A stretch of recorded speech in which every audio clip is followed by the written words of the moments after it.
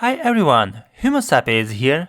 Just in 1 second I'm going to demonstrate you how to change the video aspect ratio in Premiere Pro, like in this example where we want to adapt this video for our social media.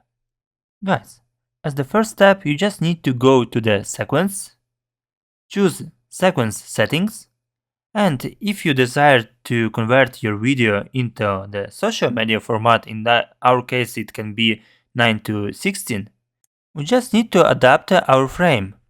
As the first step 1080 and the second one 1920. Just press OK, where you will be asked to change the file format.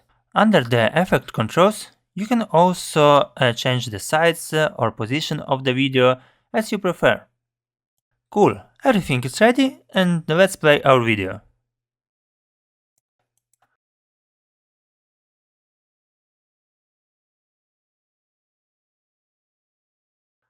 Fantastic, let's grow together. Put your like and subscribe.